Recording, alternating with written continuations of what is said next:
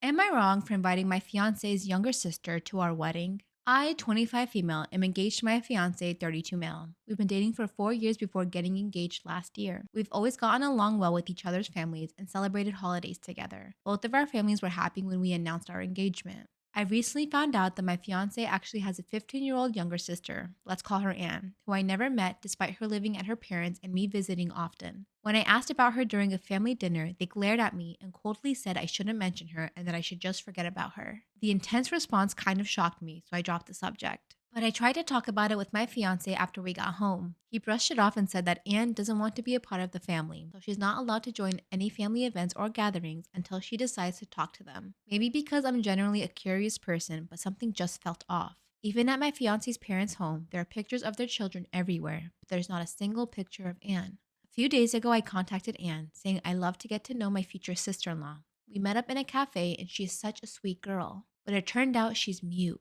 She can hear, but just can't talk. Her parents got it into their heads that she's able to talk, but chooses not to, because there's no way a child of them would have a disability. So they excluded Anne from the family until she talks. We talked. I talked, she wrote, I don't know sign language, and I feel really sorry for her. I invited her to my wedding, telling her that I'd love to see her there.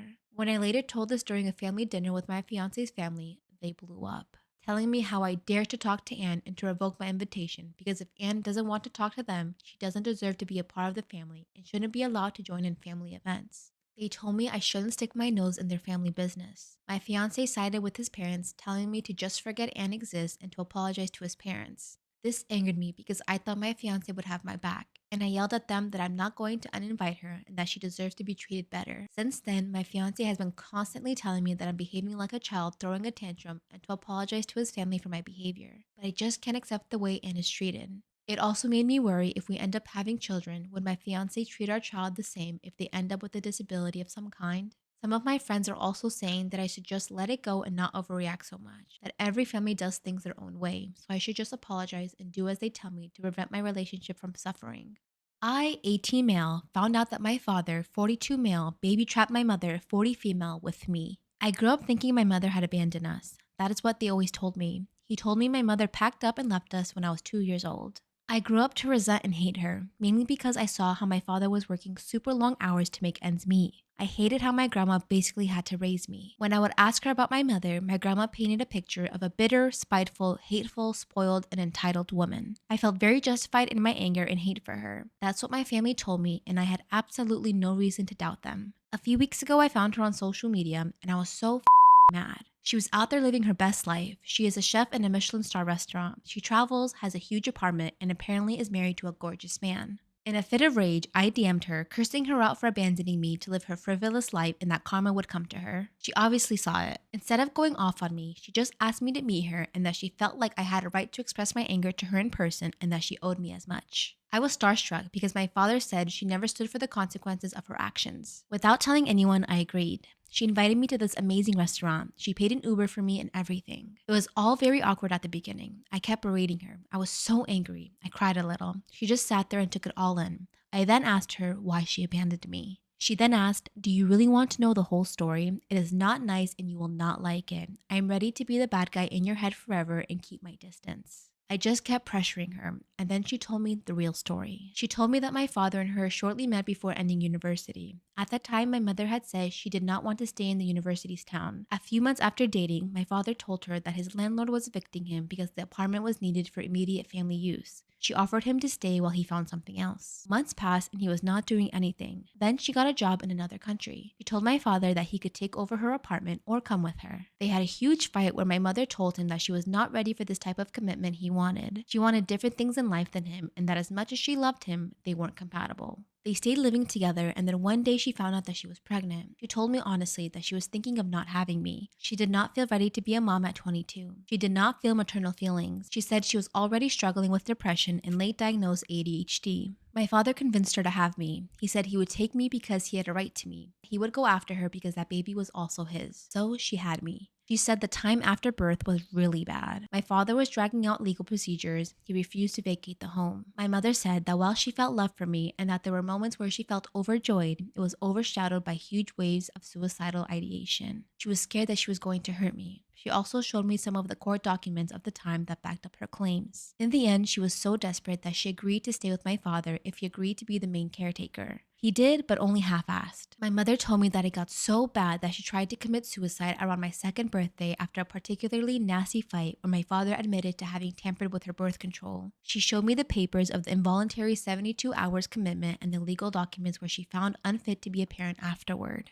I felt nauseous after all of that. I would not have believed her hadn't she brought so much evidence with her. She then asked what I meant in my message that we were struggling. I told her that we were not exactly rich and that I was struggling to come up with the money to go to university in another city. She was bewildered and asked me what my father had been doing with the monthly payments she was making. I told her that we don't receive that money. Then she took out a stack of papers. Guys, she is sending child support every month. It is almost $3,000 every month. She is court mandated to pay me $1,500, but she doubled the payments out of her own will. She doesn't have to pay that amount. She wants to.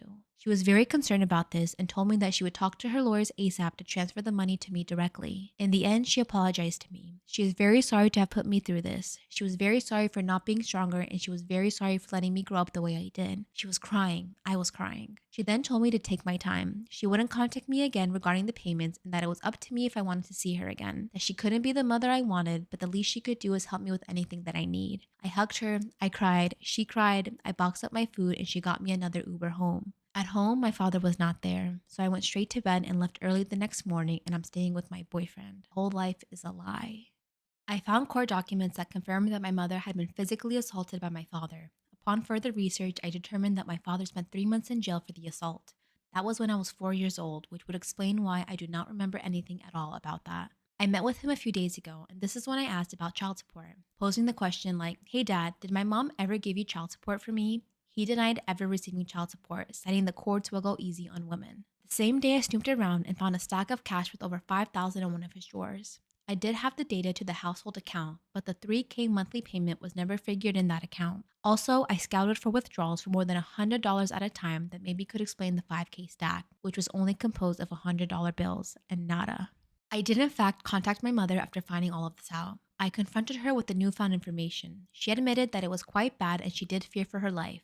My father apparently had friends in law enforcement that were following my mother and making her life impossible, giving her tickets for the most inconsequential stuff, pulling her over for random controls, everything possible to intimidate her or to find dirt on her. My father gave her the ultimatum of just signing over without a fight or he would make her and my life impossible. My mother told me that he had been abusing her since I was born, as early as 1 week postpartum. So when my father uttered the ultimatum, she felt hopeless and just tried to end it. It did not work, and after she was released, my father served her and battled for full custody. Because she was deemed unfit to parent, it was really easy for him. She told me the court actually went pretty hard on her. About a year after that, my mother attempted to establish visitation with me. She reached out to my father, who invited her over. He told her that she could be in my life if she agreed to be together with him again. My mother told him no, and then a fight ensued. That was the night he assaulted her. He assaulted her so badly that she wound up in the hospital. In the hospital, seeing her wounds, they had to report it. So he was sentenced to a year, but only served 3 months. At that time, custody of me was with my grandmother. My father resumed custody of me at the time of being released.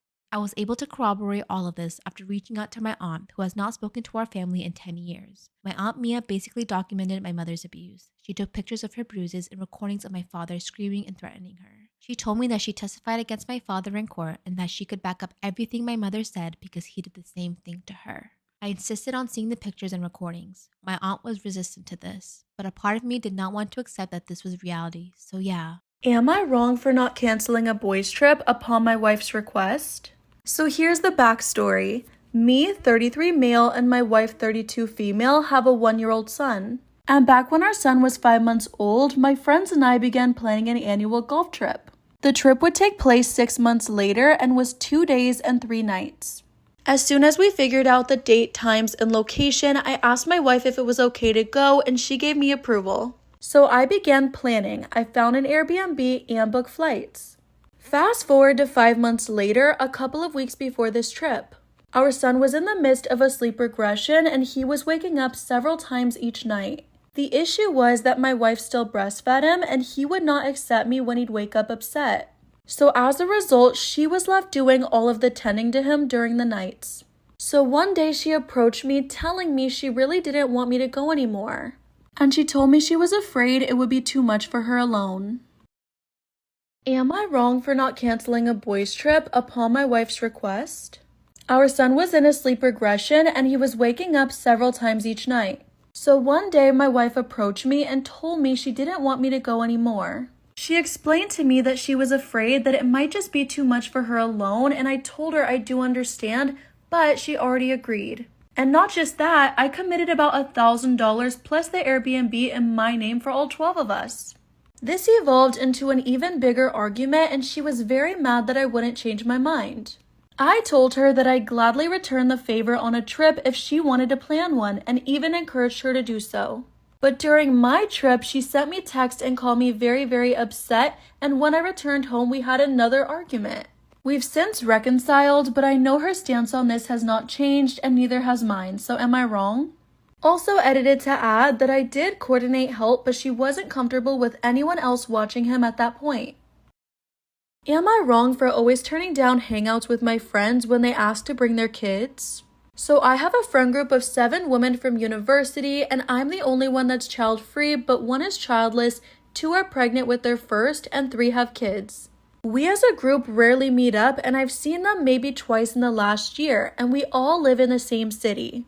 Every time someone wants to meet up and we finally find a date that works for everyone, one of the moms always asks if they can bring their kids. It's usually one of 2 moms, as the third actually wants to have a child-free evening, and before anyone else can answer, the other mom says yes.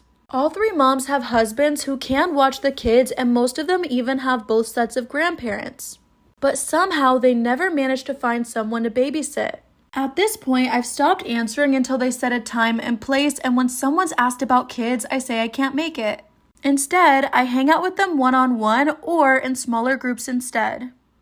Am I wrong for always turning down hangouts with my friends when they ask to bring their kids? Well, a few days ago, we finally agreed to meet up, and no one asked about kids, and we were having a barbecue and wine night. Well, who shows up with their 8-year-old? Yep, one of the moms. I clearly didn't hide my annoyance, and one of the girls asked me why. I decided to wave it off, and 30 minutes later I excused myself and left, saying I didn't feel well. The thing is, in those 30 minutes, we hadn't had any adult talk and just entertained the kids. I'd rather go home than do this for another 3 to 4 hours, so after I left, I think they realized this was a pattern. I got a text from most of the girls in the group, some calling me an asshole and others saying they were annoyed with me for leaving. But the third mom had my back and asked to meet up later that week to have a proper wine night. And don't get me wrong, I don't hate kids at all. I work with them every day and don't want to spend my time off relaxing with my friends having to entertain other people's kids. Am I wrong for always turning down hangouts with my friends when they ask to bring their kids? Well, a few days ago, we finally agreed to meet up and no one asked about kids, and we were having a barbecue and wine night. Well, who shows up with their 8-year-old? Yep, one of the moms. I clearly didn't hide my annoyance, and one of the girls asked me why. I decided to wave it off, and 30 minutes later I excused myself and left, saying I didn't feel well. The thing is, in those 30 minutes, we hadn't had any adult talk and just entertained the kids. I'd rather go home than do this for another 3 to 4 hours, so after I left, I think they realized this was a pattern. I got a text from most of the girls in the group, some calling me an asshole and others saying they were annoyed with me for leaving. But the third mom had my back and asked to meet up later that week to have a proper wine night. And don't get me wrong, I don't hate kids at all. I work with them every day and don't want to spend my time off relaxing with my friends having to entertain other people's kids. Am I wrong for yelling at my brother's pregnant girlfriend and kicking them both out of my house after she threw away my food? I, 27 male, live alone. My brother, 21 male, and his girlfriend, 19 female, still live with our parents as they can't afford a place of their own. His girlfriend is also currently 4 months pregnant. My brother asked if he could bring his girlfriend for dinner in order to catch up, and I said sure, why not? However, the moment she entered my house, she started complaining about the smell of steak I was making. She said just the smell alone makes her nauseous and she can't eat it. I tried suggesting alternatives, but she was dead set on Chinese food and ended up sending my brother to the nearest mall in order to get some. I thought that would be the end of it, but after going to the bathroom and coming back, I caught her throwing my unfinished steak into the garbage. So of course, I asked her what the hell she was doing, and she said the smell was so strong she thought she'd end up throwing up on the floor. So she said she needed to get rid of it and then started spraying a perfume from her purse in my kitchen. Am I wrong for yelling at my brother's pregnant girlfriend and kicking them both out of my house after she threw away my food? I caught his girlfriend throwing away my leftover steak, and she also sprayed perfume spray all over my kitchen. I was beyond furious and sent her back to the living room, and when my brother got back from the mall, I kicked them both out with their Chinese food. My brother tried to convince me to let them back and said I could make something else for the two of us, and his girlfriend was pretty much sobbing. I was dead set on kicking them out, but my parents got mad at me for apparently causing so much distress to my brother's pregnant girlfriend. I told them she literally threw away our dinner, but they said I shouldn't have yelled at her or kicked them out, especially because she's a teenager that's being influenced by pregnancy hormones and that my outburst actually caused problems in her relationship. I guess she ended up sending my brother to sleep on the couch that night, even though he literally defended her. So am I wrong for apparently not having enough tact to deal with a pregnant teenager? Top comment says if they're old enough to be parents, they're old enough to act like adults.